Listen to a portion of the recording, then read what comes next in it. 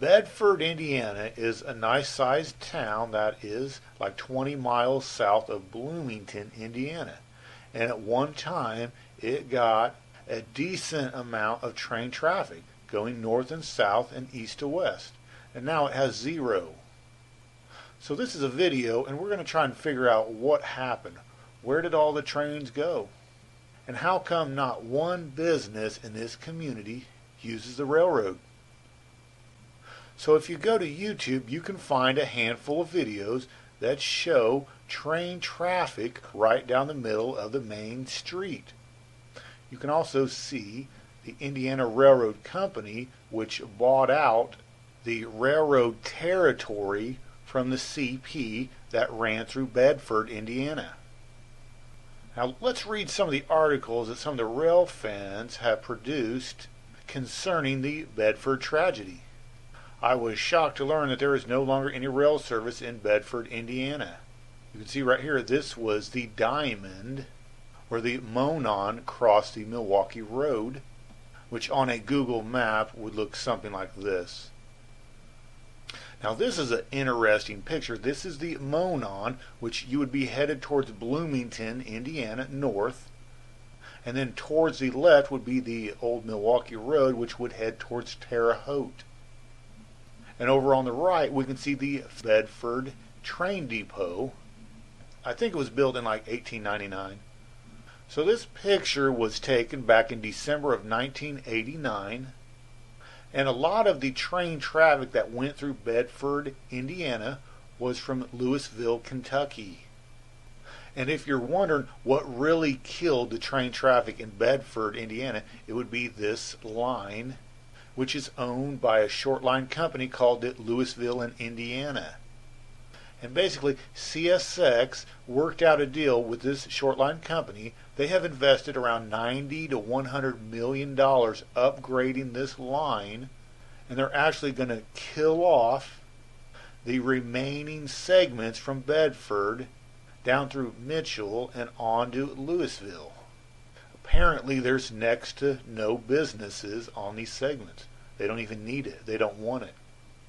Now the Indiana Railroad Company that used to run down the Milwaukee Road onto Terre Haute, they just abandoned most of that line because they worked out a trackage right deal with the Louisville and Indiana Railroad from Indianapolis to Louisville. This is ultimately the line that killed the train traffic in Bedford, Indiana.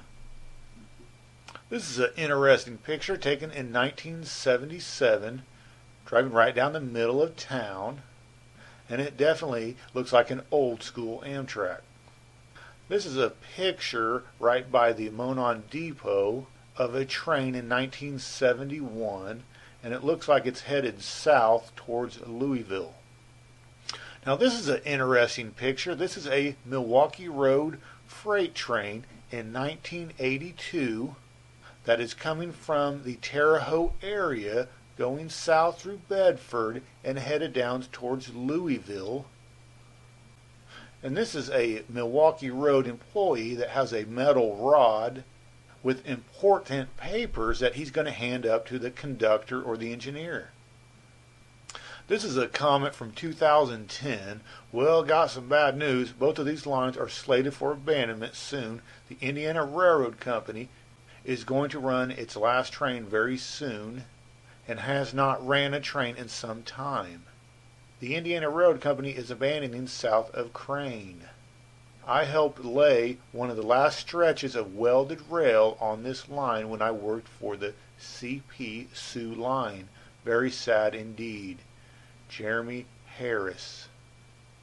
Now what I read the other day is CSX, I don't know if it's 2 years ago, 3 years ago, whenever it was, but CSX has filed abandonment from Bedford to Mitchell, Indiana, which is down here, which means if those tracks get torn up, Bedford will never have any track service ever again. This comment from 2016 says, there is no longer any rail service going through Bedford, Indiana. The old Milwaukee line from Bedford, Indiana to Crane has been removed, and made into rails to trails. The old Monon line from Bedford to Mitchell is abandoned, but the rail is still intact, but the White River Bridge is out of service due to a fire. Now this comment up here says that vandals recently released brakes on several storage cars, and I guess these rail cars started moving towards the bridge that was set on fire, and they derailed. So I'm kind of curious about where that bridge is at exactly. I'd like to see that. Now this comment from 2018 says, as far as I know, CSX has abandoned this line, meaning from Bedford to Mitchell. I recognize that CSX isn't the line in question here, but it is relevant to train service in and out of Bedford. Now the thing that upsets me about the Bedford Railroad destruction is north of town you can see this massive GM plant that at one time used rail service and now uses none whatsoever. It's like there's not one business in this whole district that uses any rail service. Now another great example of a railroad tragedy city would be Brazil, Indiana. So from what I read online back in 1993, the link or segment going north to the Conrail main line from Indianapolis to Terre Haute, that got torn up, which means sometime in the future, if there was a business that needed rail service, they're going to be deprived because those rails were torn up. So Bedford has over 13,000 as its population. I really like the location. It's not that far from Louisville, it's not that far from Terre Haute, it's not really that far from Bloomington or Indianapolis. It just seems to be in a good location. So now let's take a look at an old line that was torn up or removed in 1923. It was the B&O segment coming off of its main line to St. Louis. Alright, so we can see the old remains of the B&O headed towards Bedford going over the East Fork White River. And that location would be right here. So this was the link off of the main line, and right here is where it crossed over the small river that we can see the little remains.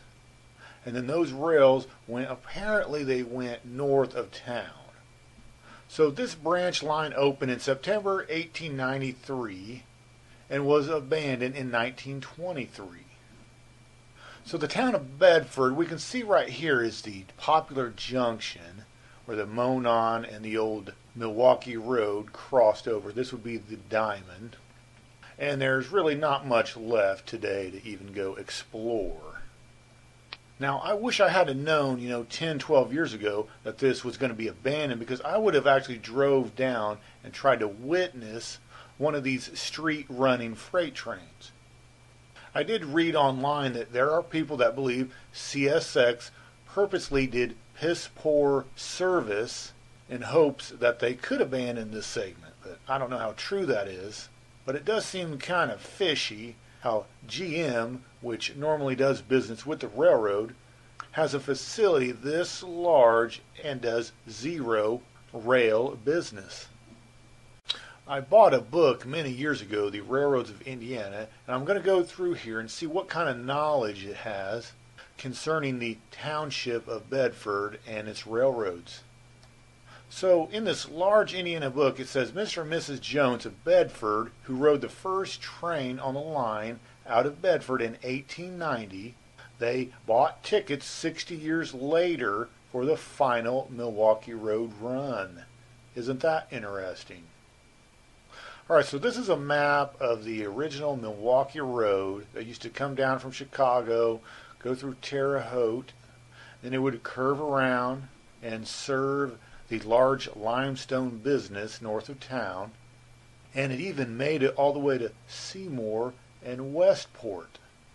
After the L&N acquired the Monon in 1971, the Milwaukee began service to Louisville on Monon trackage rights south of Bedford. After purchasing the Milwaukee Road in 1985, the Sioux Line continued the arrangement.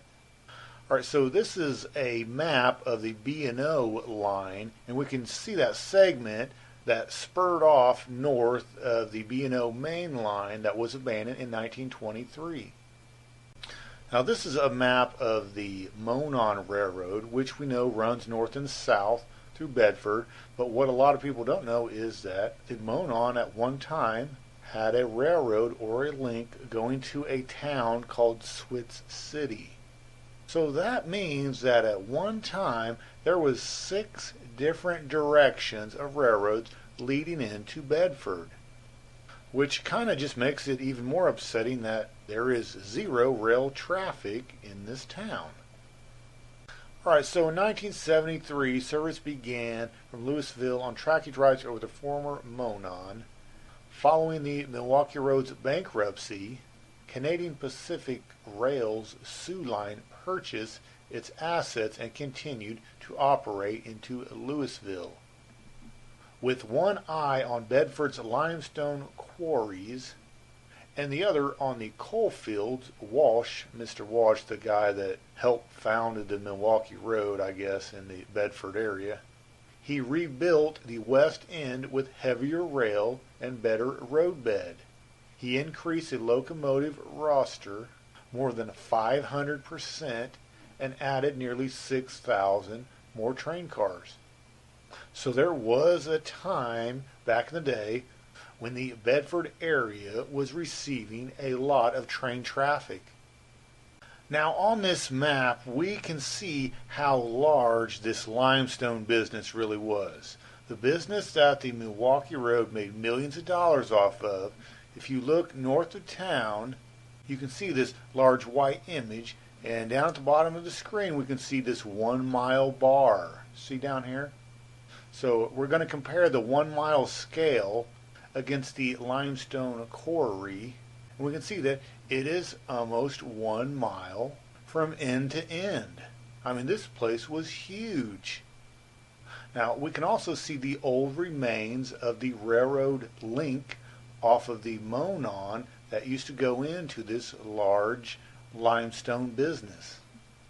Alright, so according to Indiana Railroad Abandonments, Bloomington to Bedford was actually abandoned. 22 miles was abandoned in 1994. But other websites say it's 93. So now this looks like some kind of mistake, I think. This says Bedford to Mitchell, 6.7 miles was abandoned in 1995. But yet we see trains running on that track on YouTube from like 2005 and 6. So there's got to be something wrong here. And it goes on to say that Bedford to New Albany through Clark received 62 miles of abandonment in 2010. So from Crane to Bedford, we can see that 22 miles was abandoned in 2009, which would have been under the Indiana Railroad Company. So anyway, if you have any fond memories or knowledge about the Bedford railroads, just leave a comment under the video.